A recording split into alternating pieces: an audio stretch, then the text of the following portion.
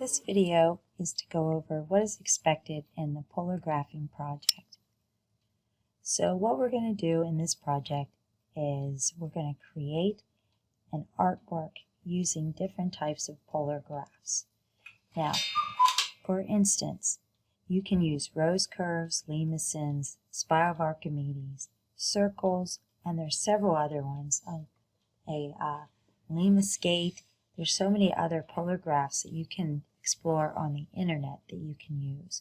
So the idea is to put them all together on one grid to create a picture. And I'm going to show you one of those in just a minute.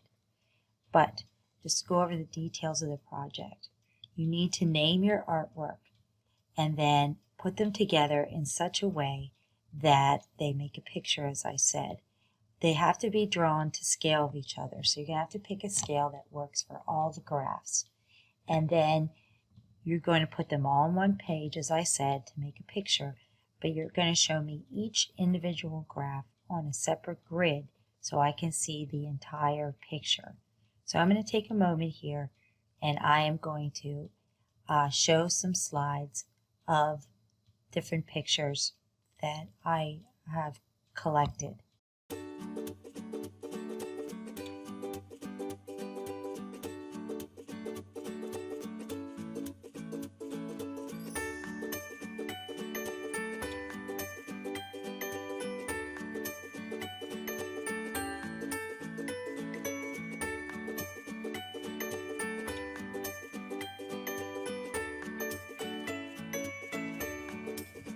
For Kermit, what I've done is show all the individual pictures. Now, ignore the green there because that was from the front. So here's what each individual graph looks like with the equations. There should be parentheses around the theta. She's putting r of theta there. So there's all the different individual pictures for Kermit. Before I get into the details, I have this page here to show you some other equations that you can use for an ellipse, a hyperbola, and a circle I didn't put on there, but a parabola as well. If you want that kind of a U shape or something, you just have to match up these three equations with what they are. Here's a couple others. A bifolum is a really nice graph, and the conchoid of Nicodemus is a nice one. These are all really nice graphs that'll make nice curves on your picture. So I'm going to show you how you can do this in Desmos. And so in Desmos, you're going to have to make several graphs. One that has your entire picture on it, and then one that has each individual curve on it. So the problem is with polar curves is they are tied to the pole. So anytime we draw something at polar coordinates, it's tied to the pole. So if you want to move something away from the axes, the pole, like for eyes or ears or something like that, you have to convert it into parametric form. So I'm going to explain how to do these things with Desmos right now. Before I do that though, let me just go through the rubric.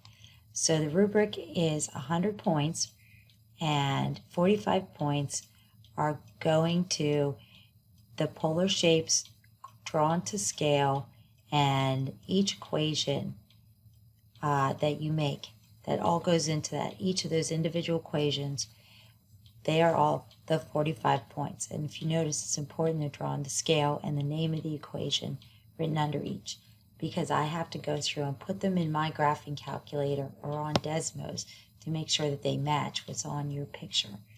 Next, you get 20 points if all of these graphs are incorporated together to make one picture. Now it says 3 graphs because that's the minimum number of graphs you have to use, but I've had people turn in 50 graphs. I had someone do Squidward's face last year that had over 75 graphs. So you don't have to be that detailed, but I'm just saying, don't just stick to 3. Most people do probably around 5 or 6 graphs. Next, 15 points are for scale the shapes are correct to each other. So it makes sense when you put them together that it looks like what it's supposed to. And then 10 points that when I look at it, if you tell me it's a frog, I can tell it's a frog without having to go, I'm not sure. You know, like I'm looking at a 2-year-old's drawing and they're telling me it's a tree and it's a big scribble. So you want to make sure that it is identifiable. And then the last 10 points are for creativity.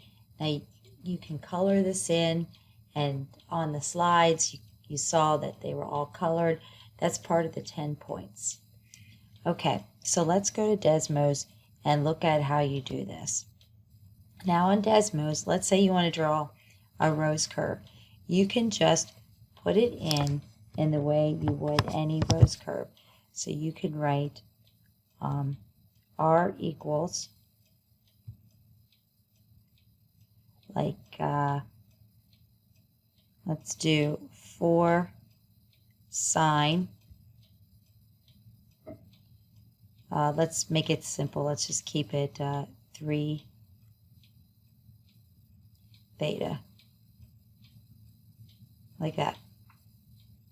And there's our rose curve with 3 petals oriented on the y-axis, or the pi over 2 axis.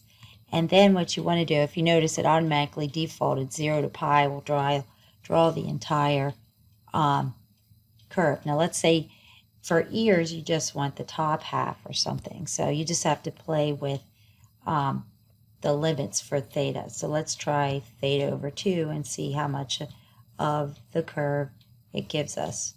So that gives us that much. Okay, so you can play with that. So there's 1 ear. So maybe we just want theta over 4.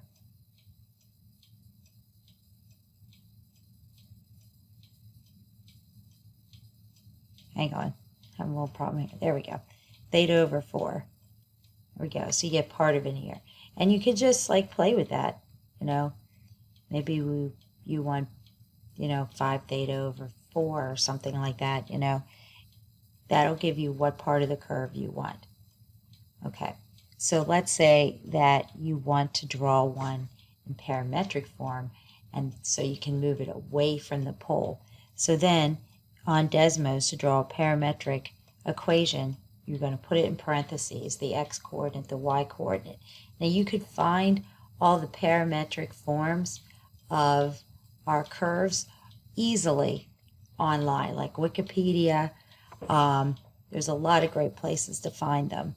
Usually Wikipedia has them. So if I want a rose curve, so let's see if I can redraw the one I just had. So I want sine 3, and I have to use t for parametric mode in Desmos, comma, whoops, I forgot something, sine 3t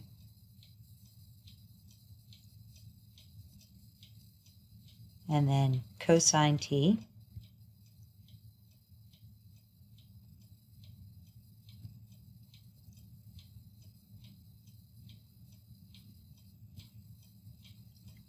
and then comma, and then I'm going to do sine 3t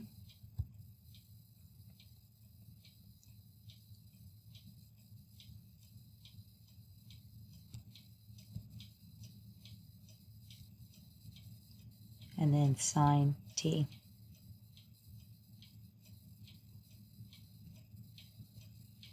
Now I'm just using the keyboard here. You can just type it if you want. And then the only thing I have to do then is I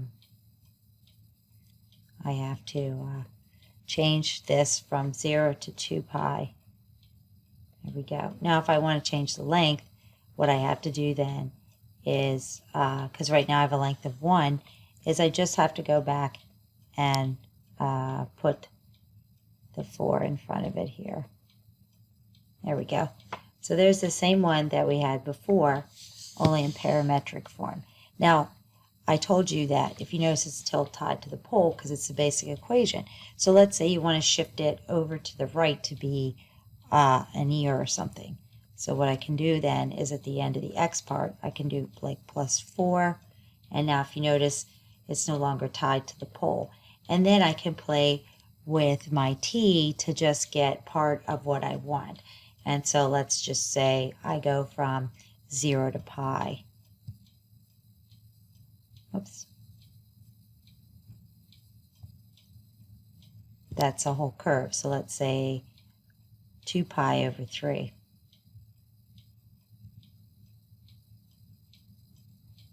There's two loops like that. Okay, so let's say I just want one loop.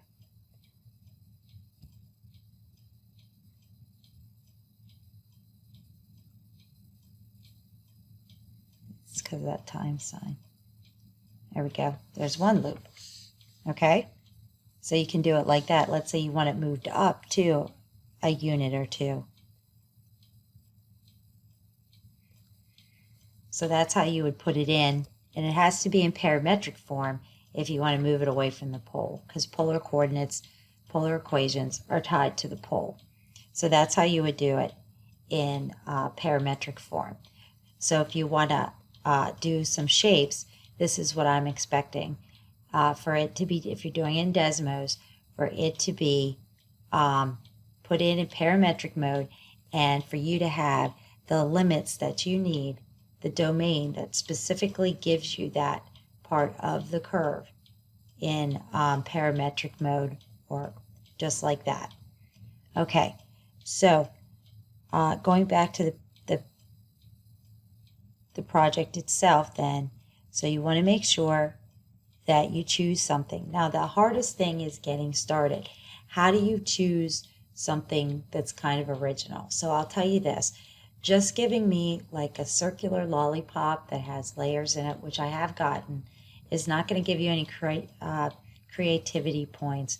If you just use several circles, concentric circles, that's not going to help you out. Now you can use a circle. I'm not saying you can't, but that can't be the main focus of what you're doing. So some things to help you out. Cartoon characters work well. I've had a lot of different cartoon characters. I get a lot of insects. Flowers are okay, but as long as they don't look like just a rose curve, they have to be a little bit more than that.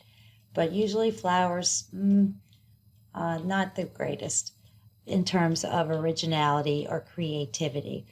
So some people find it easier to look at some pictures online first that are very curvy. That's why cartoons work well, because they're usually roundish.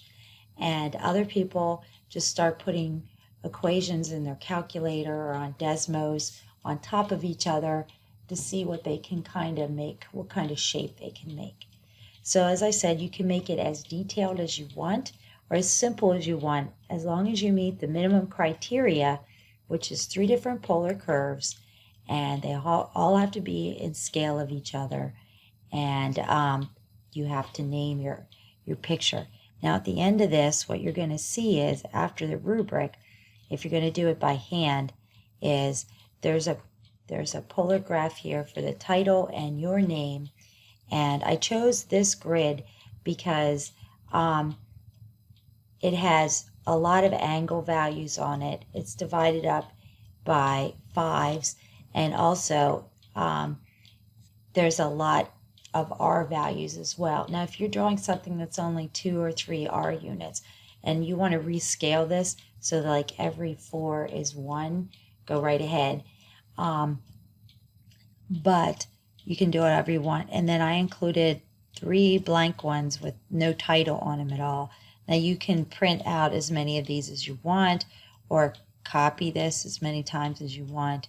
And again, if you're going to do it in Desmos, you want to make sure that you give me a separate graph for each one. So if you wanted to, what you can do is, instead of opening up 50 Desmos, you can have your whole picture here together into one. And then to do each individual one, let's say, let me just to make this simple, let me just put on here, let me just do R equals, let's say 3. Let's say 4, so it touches it. Let me do 4 0.5. There we go. Let's say something like that. You just want to hide the circle. What you can do is just tap on the red circle here. Oh, I can't do it. There we go. And it'll hide it. So you only want to like show this part of the graph. So you can do that for each one, and then you can do that for the other one. Let's say you just want the graph of the circle. And what you can do is just take screenshots of those, and then you can just put them together. And you can import them into your OneNote. You can put them on a document. You can put them in a PowerPoint to show the slides, however you want to do that so they all go together to make your picture. So if you have any other questions, please feel free to email me, and I can help you out as much as possible. So good luck. Have fun with this. I've had some really great projects in the past. Unfortunately, most of them that I've kept are at school, so I only had a couple here to share with you. So I hope this helps.